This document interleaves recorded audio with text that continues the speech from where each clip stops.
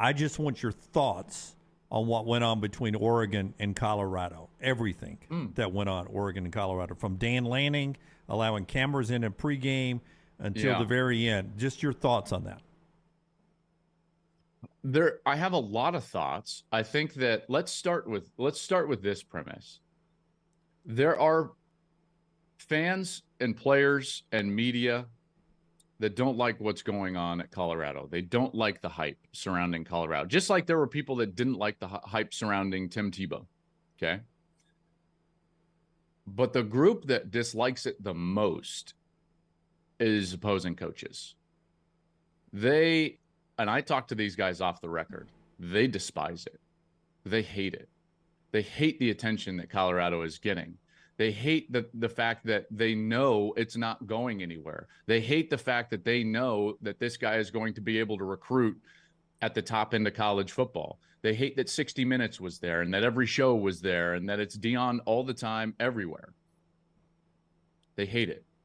And that's what you saw from Dan Lanning, was a guy that wanted to embarrass Colorado. Now, there is an obvious point, and I'm going to make this point with a preface. I really like Dan Lanning. I think he's excellent. I think Oregon is really good, and I'll get to that in a moment. This is going to be a little bit of a long answer, so I'm sorry. We got all the time Jimmy. in the world. All the time in the world. So, isn't it odd that you're decrying, if that's a word, you're frustrated with, your frustration is that they are in it for likes and clicks, and your answer is to invite cameras into your pregame speech? Yeah, I thought the same thing. It seemed very hypocritical, yeah. So it was planned and rehearsed, and he was out to embarrass them, but to sit there and be like, they can win on YouTube. It's like, you're creating a video. That's all you're doing. You're creating a video that's not going on YouTube. It's going on network television. His comments at the half of like, I hope all those people are watching now. Well, guess what? They were.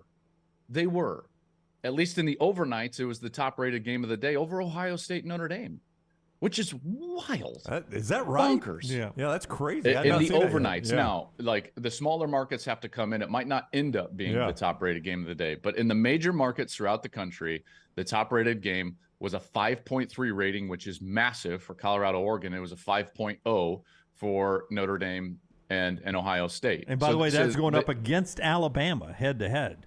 That's exactly right. Which is a TV juggernaut usually. Yeah.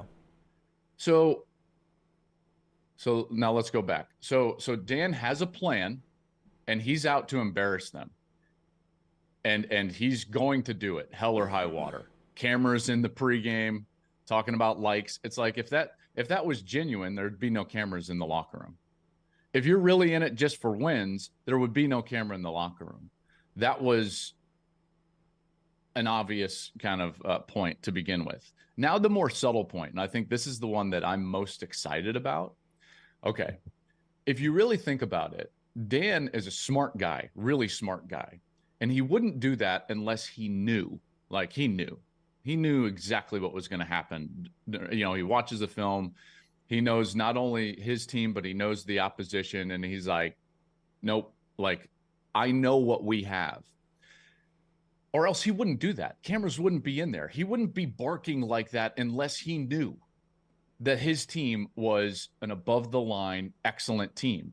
And the thing about it is, Dan knows what it actually takes. So to me, it's like you look at his history, and he knows the speed it takes and the physicality it takes at the line of scrimmage, the quality quarterback play that it takes, and everything that it takes, because he's seen it. He has seen the modern standard, which is Georgia. He helped build Georgia. He helped recruit what Kirby has got going on at Georgia, right? The two-time defending national champion. And so when he does that and he's that confident, it tells me that he believes that Oregon is at that level. And that was a little bit of the subtext that I took away from it.